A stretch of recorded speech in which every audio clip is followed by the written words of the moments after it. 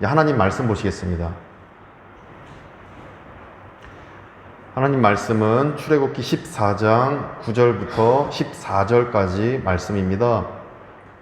제가 한국어로 읽고 우리 나라 목사님께서 인니어로 읽으시겠습니다. 하나님의 말씀을 경청하시겠습니다. 애굽 사람들과 바로의 말들, 병거들과 그 마병과 그 군대가 그들의 뒤를 따라 바알스본 맞은편 비하이롯 해변 그들이 장마친 데에 미치니라. 바로가 가까이 올 때 이스라엘 자손이 눈을 들어본즉 애굽 사람들이 자기들 뒤에 이른지라. 이스라엘 자손이 심히 두려워하여 여호와께 부르짖고 그들이 또 모세에게 이르되 애굽에 매장지가 없어서 당신이 우리를 이끌어내어 이 광야에서 죽게 하느냐? 어찌하여 당신이 우리를 애굽에서 이끌어내어 우리에게 이같이 하느냐? 우리가 애굽에서 당신에게 이른 말이 이것이 아니냐? 이르기를 우리를 내버려 두라. 우리가 애굽 사람을 섬길 것이라 하지 아니하더냐? 애굽 사람을 섬기는 것이 광야에서 죽는 것보다 낫겠노라. 모세가 백성에게 이르되 너희는 두려워하지 말고 가만히 서서 여호와께서 오늘 너희를 위하여 행하시는 구원을 보라. 너희가 오늘 본 애굽 사람을 영원히 다시 보지 아니하리라. 여호와께서 너희를 위하여 싸우시리니 너희는 가만히 있을지니라. 아멘. Keluaran pasal 14 ayat 9 sampai 14 demikian bunyi firman Tuhan. Adapun orang Mesir segala kuda dan kereta Firaun, orang-orang berkuda dan pasukannya mengejar mereka dan mencapai mereka pada waktu mereka berkemah di tepi laut dekat Pi Hahirot di depan Baal Zebon. Ketika Firaun telah dekat, orang Israel menoleh, maka tampaklah orang Mesir bergerak menyusul mereka. Lalu sangat ketakutanlah orang Israel dan mereka berseru-seru kepada Tuhan. Dan mereka berkata kepada Musa, apakah karena tidak ada kuburan di Mesir maka engkau membawa kami untuk mati di padang gurun ini? Apakah yang kau perbuat ini terhadap kami dengan membawa kami keluar dari Mesir? Bukankah ini telah kami katakan kepadamu di Mesir? Janganlah mengganggu kami dan biarlah kami bekerja pada orang Mesir. Sebab lebih baik bagi kami untuk bekerja pada orang Mesir daripada mati di padang gurun ini. Tetapi berkatalah Musa kepada bangsa itu, janganlah takut, berdirilah tetap dan lihatlah keselamatan dari Tuhan yang akan diberikannya hari ini kepadamu. Sebab orang Mesir yang kamu lihat hari ini tidak akan kamu lihat lagi untuk selama-lamanya. Tuhan akan berperang untuk kamu dan kamu akan diam saja. 아멘. 특별 찬송입니다. 546장 주님 약속하신 말씀을 위해서 우리 충성 목장 하나님께 찬송 올려드리겠습니다.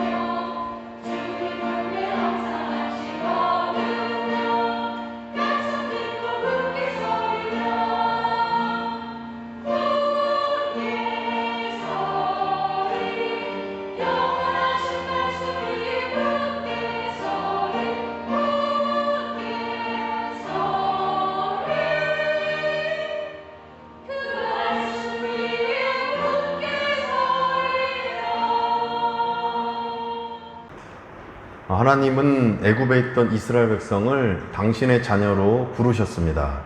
애굽 노예 생활을 청산하게 하시고 하나님이 부르셨기 때문에 이 이스라엘 백성은 하나님 나라의 백성입니다.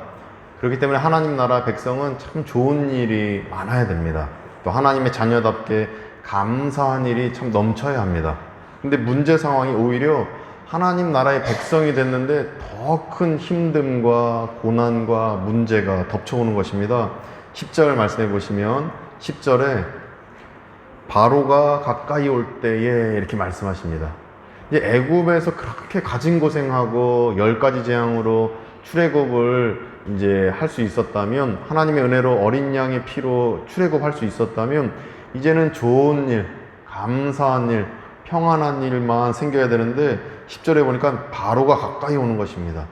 이 바로가 가까이 온다는 것은 고난과 어려움, 문제가 가까이 다가오고 있다라는 뜻인 것입니다.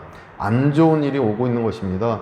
참 이상합니다. 부르셨으면 좋은 일만 생겨야 되는데, 이 크리스찬이 되었으면 참 행복한 일만 있어야 되는데 이렇게 어려운 일, 바로가 가까이 오는 그런 문제 상황이 다가오고 있다는 것입니다.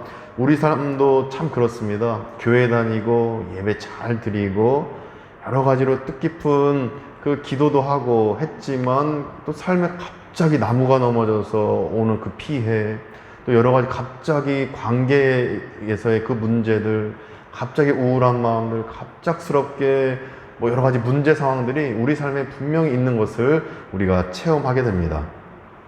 형통해야 되고 축복이 가득해야 되는데, 오늘 본문에 이스라엘 백성처럼 출애굽했는데 이렇게 문제가 다가오고 있다라는 것입니다. 그렇다면 이스라엘 백성에게 바로가 다가오듯 주님의 자녀된 우리에게, 또 나에게 이렇게 축복이 아닌 문제가 다가오는 그 이유가 무엇이겠습니까? 크리스천에게 문제가 생기는 그 이유가 무엇이겠습니까? 그 이유를 우리가 11절 볼 때 알 수 있습니다. 11절 말씀 보니까 그들이 또 모세에게 이르되 애굽에 매장지가 없어서 당신이 우리를 이끌어내어 이 광야에서 죽게 하느냐, 이렇게 얘기하고 있습니다.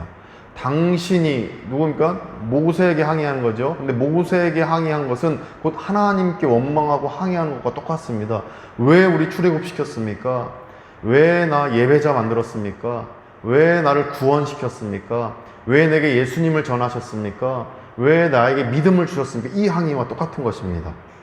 그러니까 문제보다 더 크신 하나님을 믿지 못해서 하나님을 원망하고 있는 것입니다. 부름받아서 어린 양 피로 출애굽을 받긴 했지만 아직 믿음이 자라지는 못한 것입니다. 구원은 받았지만 믿음이 자라지는 못한 것입니다. 원죄는 해결됐지만 아직 이스라엘 성도들에게 자범죄가 붙어 있는 것입니다. 아직은 초보자 믿음인 것입니다. 이스라엘 백성에게는 하나님을 향한 믿음이 부족했던 것입니다. 이런 이유로 하나님은 이스라엘 백성이 믿음 성장을 이룰 수 있도록, 구원받았다면 이제는 율법을 지켜나가며 예수님의 제자답게 살아갈 수 있도록 믿음 성장을 위해서 문제를 주셨던 것입니다. 고난을 주셨던 것입니다. 이 말씀을 믿음으로 받으시기를 간절히 원합니다. 믿음으로 내 삶에 문제가 와도 문제보다 더 크신 하나님을 바라보시기를 소망합니다.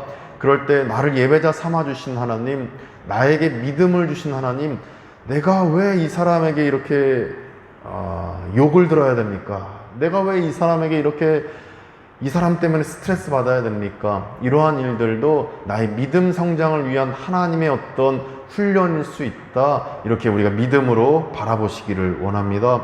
하나님은 우리 문제보다 더 크신 하나님이십니다. 우리를 구원시켜 주셨는데 그래도 고난이 찾아왔다면, 하나님이 나를 훈련시켜 주시는구나, 이 상황에서 믿음을 요구하시는구나, 이렇게 믿음으로 받을 때에 우리 삶에 더 큰 하나님의 비전과 그 꿈을 우리가 발견하게 될 줄 믿습니다. 따라서 성도는 하나님을 향한 믿음을 가진 자답게 내 삶에 엄습해온 문제에 믿음으로 대응하셔야 됩니다. 그러면 성도는 믿음으로 어떻게 대응하셔야 되겠습니까?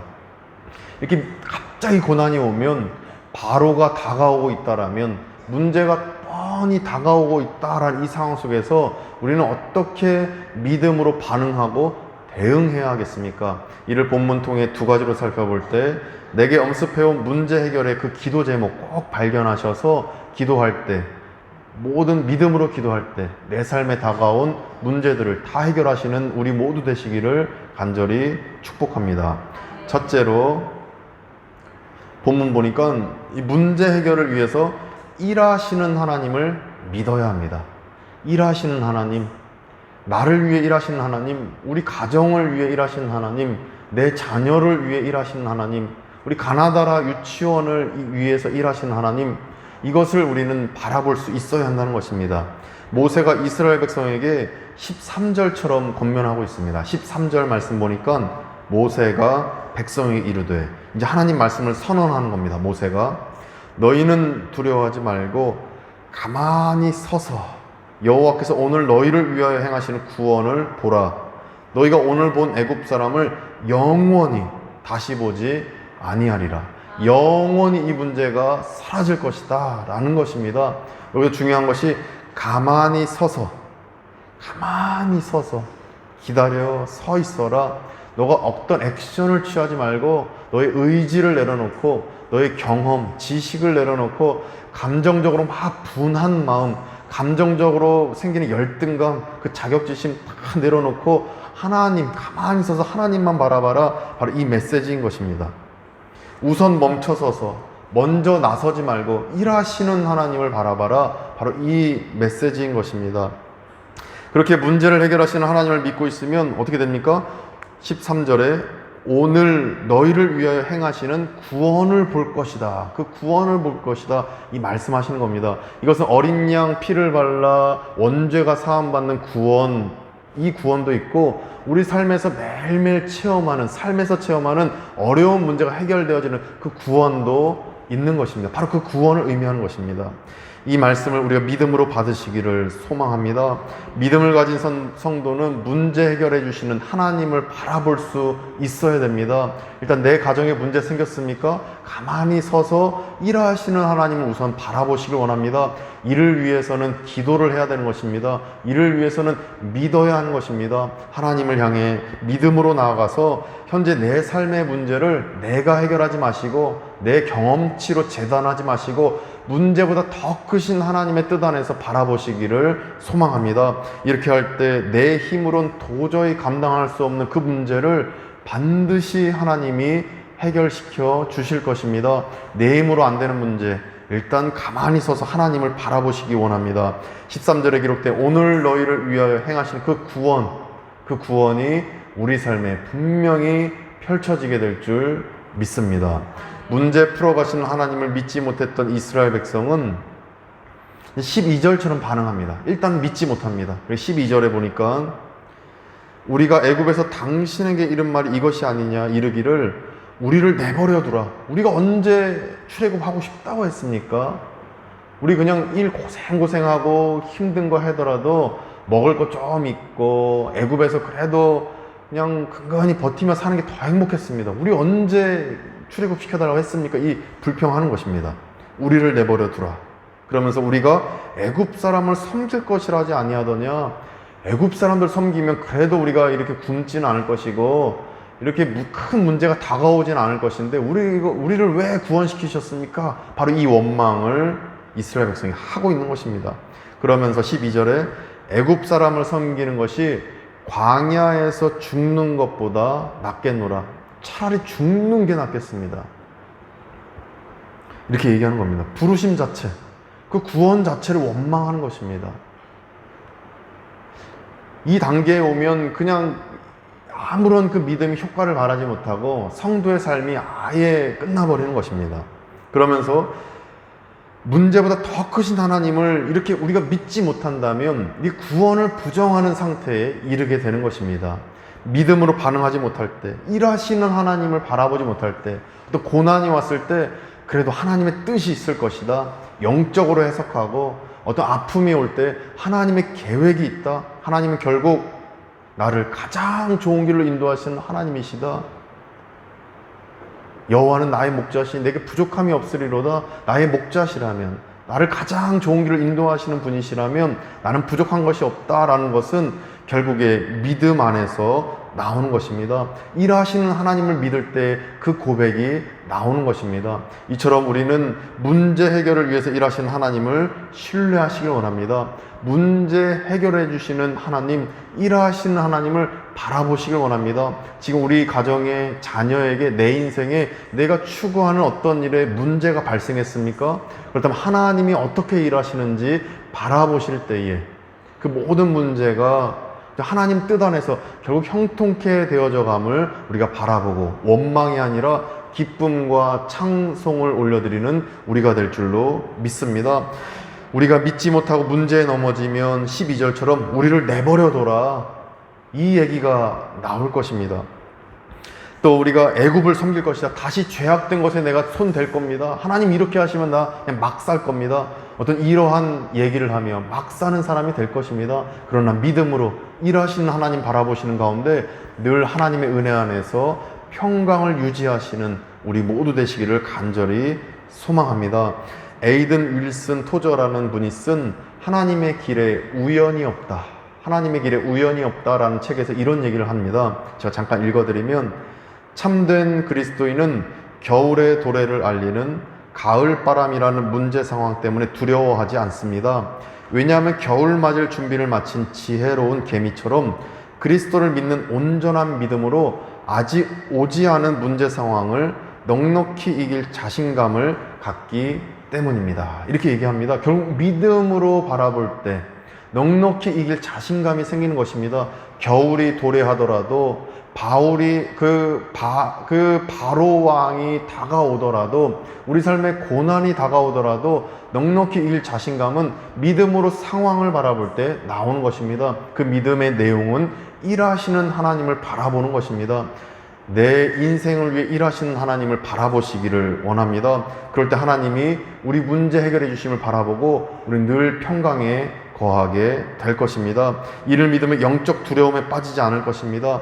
하나님을 원망하지 않게 될 것입니다. 오직 하나님만 바라보게 될 것입니다. 10절 말씀해 보시면 10절 말씀 보시니까 애굽 사람들이 자기들 뒤에 이른지라 이렇게 말씀하십니다. 이른지라, 자기들 뒤에 이르렀다. 이스라엘 백성을 덮친 것입니까? 아직 덮치지 않았습니다. 이스라엘 백성 아직 공격하지 않았습니다. 거의 바짝 쫓아온 겁니다. 근데 이스라엘 백성들이 이렇게 자기들 뒤에 이른지라 라는 이 얘기를 듣고 10절에 보시면 심히 두려워하여 이렇게 말씀합니다. 무섭고 두려워하여 간절히 하나님께 기도하고 부르짖어야 되는데, 여기서 여호와께 부르짖고, 이것은 기도했다라는 것이 아니라 원망했다라는 의미인 것입니다. 이스라엘 백성들이 바짝 쫓아온 문제 상황이 아직 나를 공격하지도 않았는데 바짝 얼어버리고 기도하지 않고 두려워하고 있다라는 것입니다. 그러나 하나님은 13절에서 분명히 말씀하십니다. 가만히 서서 구원을 보라. 애굽 사람을 영원히 다시 보지 않을 것이다. 이 말씀이 우리 삶에 펼쳐지기를 간절히 소망합니다. 이것이 펼쳐지려면 일하시는 하나님을 바라보셔야 됩니다. 하나님은 분명히 일하십니다. 하나님은 살아계십니다. 우리 가정에 분명히 일하실 겁니다. 문제를 해결해 주실 것입니다. 지금 당도하지도 않은 뒤에만 있는 그 문제 때문에 기도하지 못하고 원망하는 잘못이 우리 안에서 없기를 소망합니다. 뒤에 바짝 붙어라도 기도한다면 하나님이 해결해 주실 것입니다. 문제를 분명히 해결해 주실 것입니다. 이를 믿음으로 받으시고 하나님이 해결해 주신 그 은총 안에서 늘 평안한 우리 모두 되시기를 간절히 축복합니다. 둘째로, 문제 해결을 위해서 대신 싸워주시는 하나님을 믿어야 합니다. 문제를 위해서 대신 싸워주십니다. 일하시는 하나님이 대신 싸워주시는 것입니다. 14절 보니까 14절 말씀에 너희를 위하여 싸우시리니, 우리 보러 어떻게 하라고 하십니까? 너희는 가만히 있을지니라.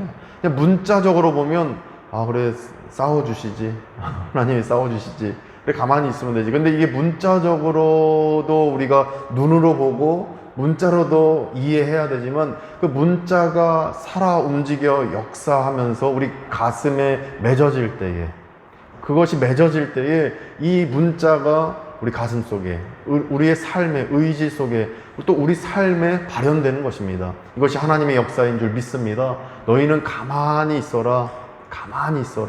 그럼 하나님이 다 해결해 주신다. 이 말씀이 바로 14절의 축복의 말씀인 것입니다. 이러한 실제적인 도움의 역사가 우리 삶에도 분명히 펼쳐지게 될 줄 믿습니다.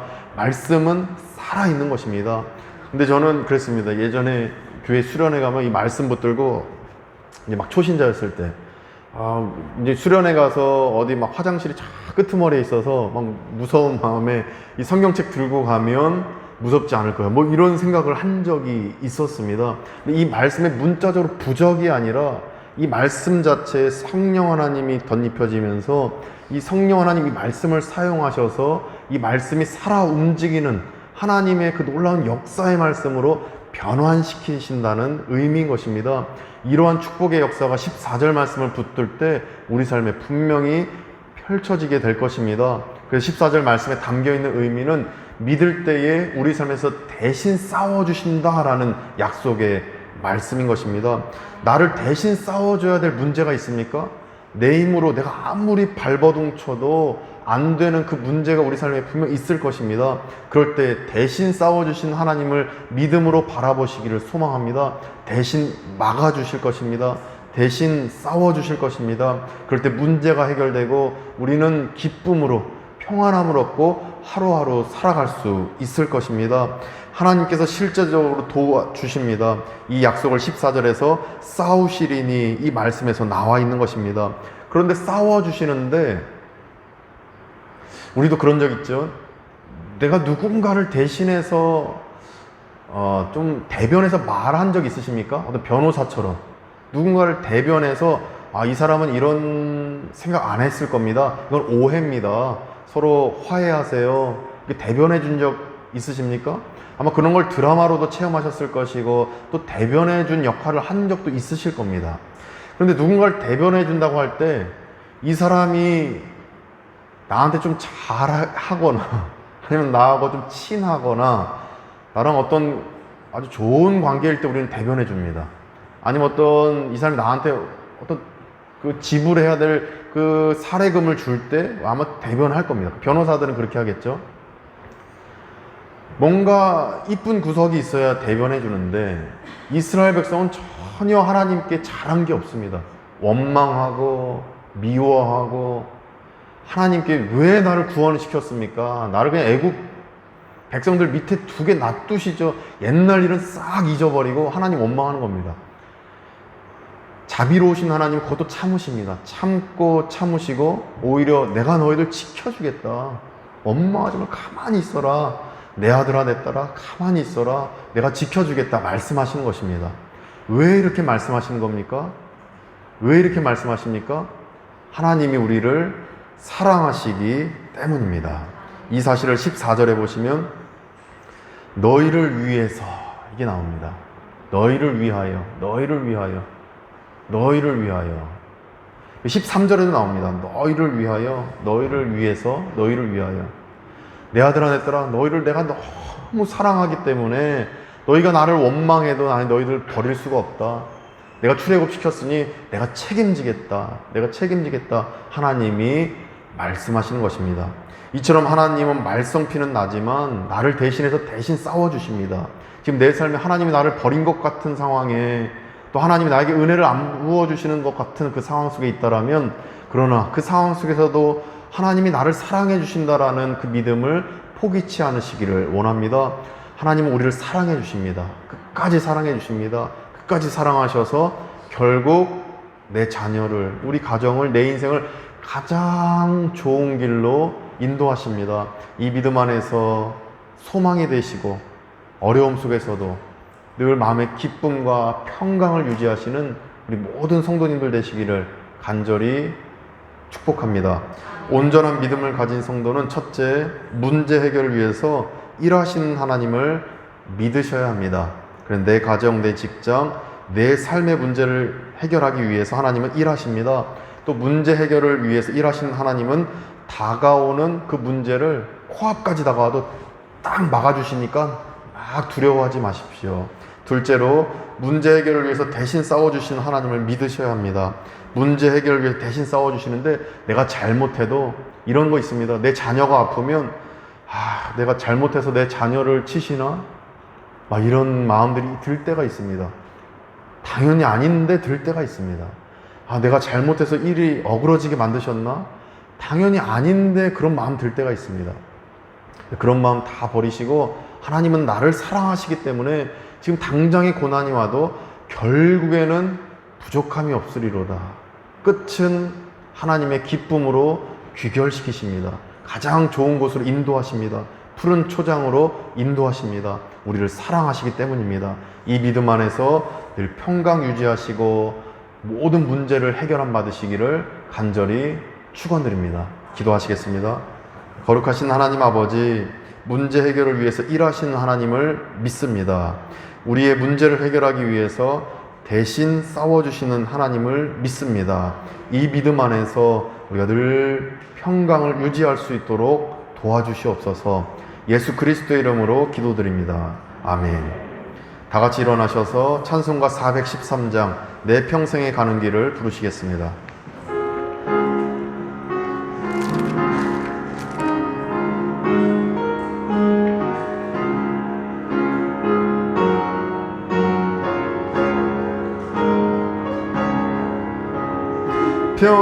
평생에 가는 길 순탄하여 늘 잔잔한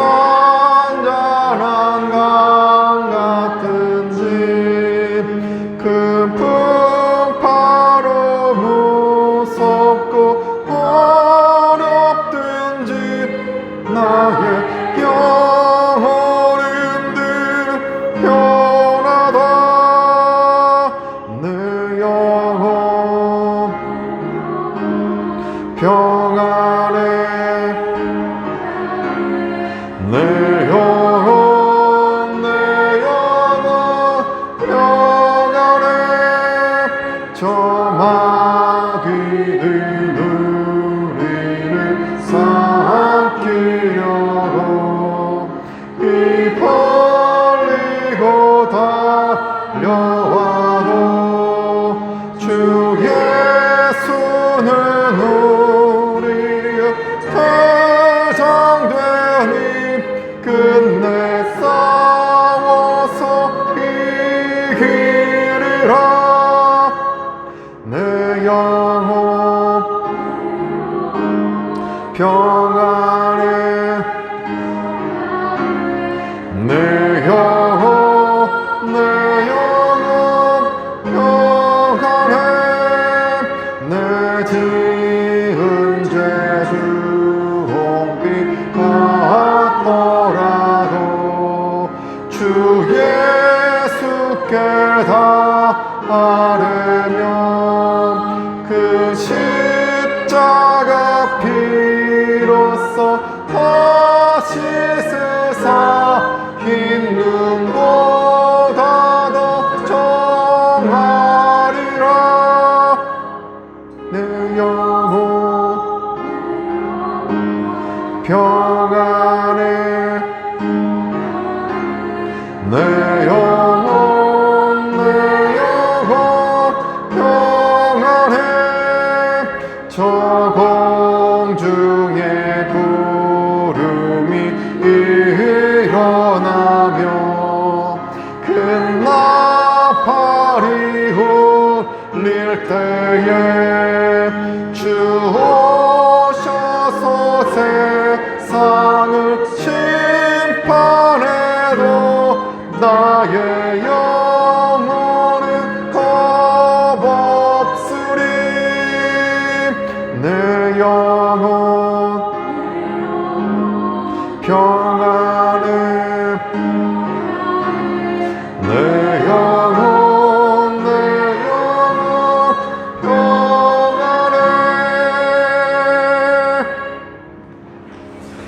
이제는 우리 구주 예수 그리스도의 은혜와 하나님의 크신 사랑하심과 성령님의 감화감동 교통케 하심이 내 인생의 문제를 해결하기 위해서 일하시는 하나님을 믿고 대신 싸워주신 하나님을 믿는 우리 발리하니 교회 모든 교우들과 그 가족들 가운데에 우리 발리분관, 한인회, 우리 교민들 가운데에 현지인 목사님과 한국인 선교사님 또 관광 중에 있는 우리 관광객 성도님들 가운데 이제부터 영원까지 함께 하시기를 간절히 축원하옵나이다. 아멘.